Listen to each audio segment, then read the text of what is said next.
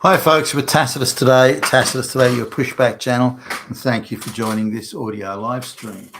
In this essay, I'd like to talk about one of the most corrupt countries in the world, India, and the whole subcontinent. Recently, a university there has been busted giving out for money, hundreds of thousands over several years or many years, hundreds of thousands of degrees in things like medicine and law and engineering and rocket science and whatever else. And as long as you're paying the money, they'll give you the bit of paper which looks legitimate. Indians have been using this for years in order to scam visas to come to the West. That's the primary purpose of these things, but also to try and hustle for jobs in, say, the public service in India. Public service jobs are highly prized in India because the pay isn't that good, but it gives you a sort of a license to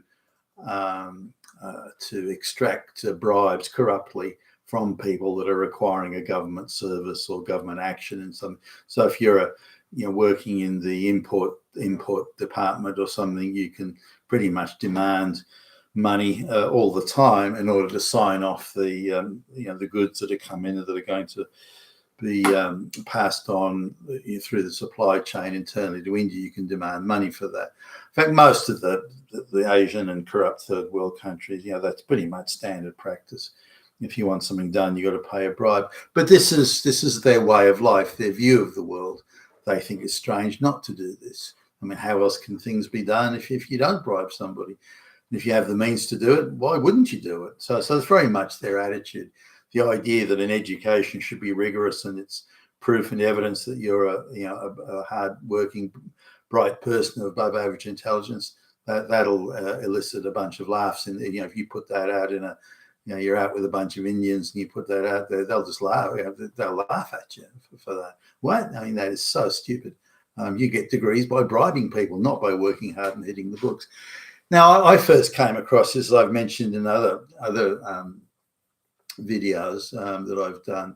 But just coming back to this, was just one college in India, and it's widespread. There are many hundreds, if not thousands, of colleges and universities around India that do this. And so whenever you see an Indian with a degree, unless it's gained in a first world country, and even then it might very well be an affirmative action degree, you need to query that. Now, out of a population that's pushing 1.5 billion, there's bound to be some genuinely bright people. But even for the bright people, the answer is, well, why should I work hard? Why should I bust my ass when all I got to do is throw those people a bit of money and then they'll give me the degree? Why do I have to go through it? Because it's working, if you're in the upper classes, working, whether it's working hard to get a degree or working hard at a job, that's viewed as rather demeaning. The lower classes do that. You're an upper class person. You're the keeper of the knowledge. And this gives you a sort of a demigod status. And demigods don't work. They don't get their hands dirty. They don't, hit the books and sweat it out. So it's viewed as being rather silly and beneath the dignity of the Brahmins and the upper class Indians generally. Now, they have access to, because of their wealth, they have access to the best schools or private tutors. They can have all that, which may mean they've had a decent education. But the idea of having someone else examines you and tests you and judges you, that's just unthinkable to these people, given their lofty status that they believe they have. But coming to the wider issue of fake degrees. Now, it can be fake in the sense that you bribe somebody, or fake in the sense you got someone else to sit the test for you, or something like that, or you can get a medical degree for $1,000 US and you just pay it and walk away with a bit of paper and then try and bullshit your way through. The upper class Indians are quite good at putting on a sort of a sophisticated philosophical front and turning up for job interviews and things like that, which even for them is a little bit demeaning. The Indians that come here just to Australia just don't like the upper class ones. They think even an interview is demeaning. Their mere status as a Brahmin, you should be worshipping at their feet, not interviewing them or questioning them. Anyway, every Indian, and I mean everyone. I don't mean, there was one a Sikh guy who probably would have just got by, but every Indian I've ever hired or worked with, they're not qualified. The degree they've got, they haven't got. It's a fake degree. The Brahmins I've hired, which I hired when the first tranche of Indians, because I think they were pretty much all Brahmins that came in the first tranche of folks to Australia. They were socially sophisticated, and they were philosophical, and their education in philosophy must have been pretty decent. But did they have the qualifications they claim to have? This is now from their point of view. Look, I'm a bit of a philosopher. I'm the Socratic philosophies, and I can talk about Plato and Socrates. I'm socially skilled and gifted. I have the airs and graces of an upper class person. I've lived a life where servants have been all around, all that I can just bark out orders to. So what? I went to a very prestigious university. The lecturer there was given $5,000 and gave me that PhD. The bit of paper that says PhD. The fact I don't have the PhD in their cognizance kind of doesn't really matter, because my social status and my social sophistication is the issue here, not whether or not I can actually do computer code. And the reality is that I've only got that PhD, so some low-level, HR person can tick the box and say, "Yep, I checked, and he's got those qualifications," and that's it. That's the end of it. From then on, my social status is all I need, because I'm not going to do any work, because I'm just too high up the social importance chain. So anyway, they come to a first world country like Australia, and they get hired because they have those qualifications, not because they're Brahmins, and they don't quite understand that. They just think, well, you must be hiring me because I'm a Brahmin, aren't you? That's the way the whole world works. Why would you not want me? My social status and prestige is what I bring to the table, not my skills at cutting computer code.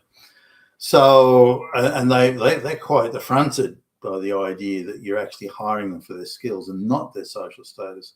It's rather rude, if not vulgar, in their eyes to see things that way. So anyway, I hired a number of them, hired these supposed computer science, PhD in computer science. Go, oh wow, that's impressive. And they've got a few buzzwords, a bit of jargon they throw around them, but then they do nothing. They just sit around doing nothing, arriving in top quality suits, and again, they're socially sophisticated, and it's pleasant to talk to them about the meaning of Plato's this, or the Socrates that, or Aristotle such and such, and they're all across that type of stuff.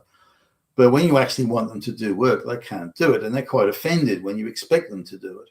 And then it comes out, so, well, I actually haven't got a degree. I haven't earned a degree. I didn't work hard studying for 5 years in computer science to get that degree and PhD.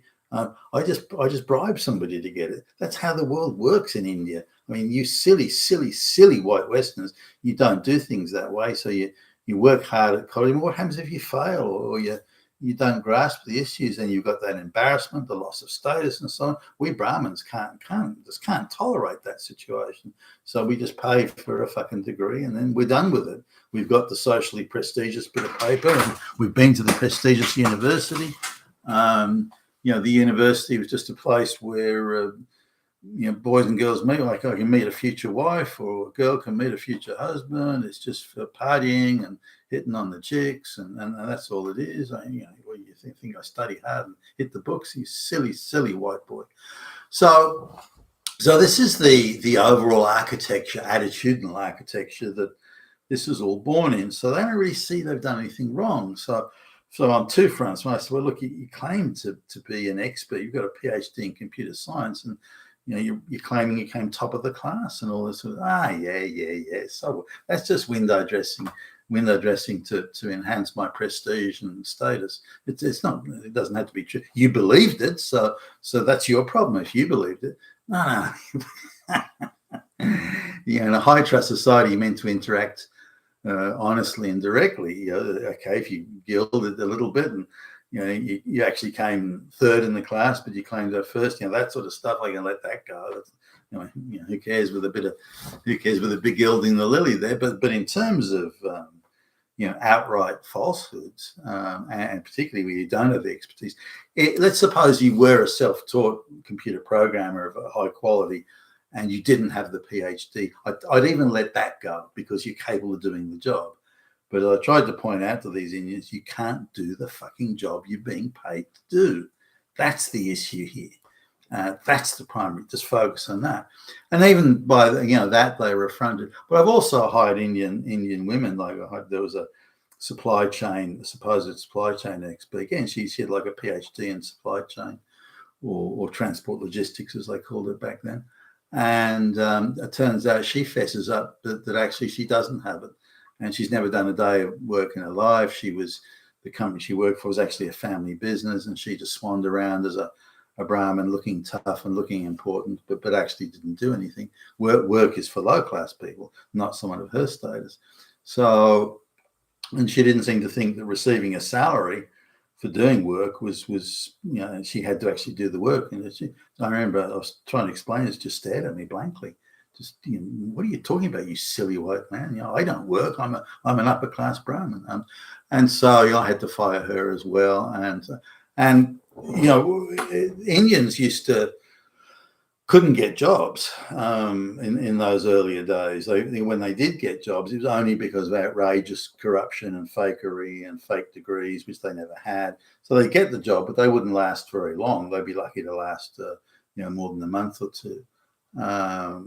And also in schools, like the Indian students were always at the bottom of the ladder, and then suddenly affirmative action comes in, DEI, and Indian students suddenly are at the very top, and they're now at the top of the class, and Indians are heavily overrepresented in the top end of the student grades in university and senior high school. But just bang, just suddenly it happened. Whereas before they're at the bottom, so that clearly is not. They suddenly became brighter overnight. That's bullshit. The next thing is Indians are given preference, particularly in government employment, for getting jobs that they otherwise couldn't get, and also in some of the bigger firms where they rely on government contracts. They're getting heavied and pressured to hire a lot of Indians who, again, wouldn't get the job otherwise. But wherever you're in wherever you see a sort of business that's in a competitive but high intellectual property area, then you don't see Indians at all. Now, Indians are also integrated, I think, very badly. Like all the Indian businesses that open up, and so they buy a chain of, radio, X-ray sort of places, or chains of pharmacies, or chains of takeout food, KFC type thing, all that type of stuff. Then they immediately get rid of all the white people. Maybe they'll keep one as a token, and then they bring out all their Indian buddies on the basis that they're supposedly skilled labor. They're not, and even that's a scam. And also they're using the scams in that thing, the fake degrees. So there's all these Indians becoming with supposed computer science degrees. They're saying they haven't got any fucking degree. They couldn't cut a line of code to save their lives, and it's another scam for importing a lot of Indians. So when you see those sort of things, that the Indian college gives out hundreds of thousands of fake degrees, is anyone surprised? Is anyone surprised even a little bit? You've been with Tacitus today, your Pushback channel, and thank you for listening.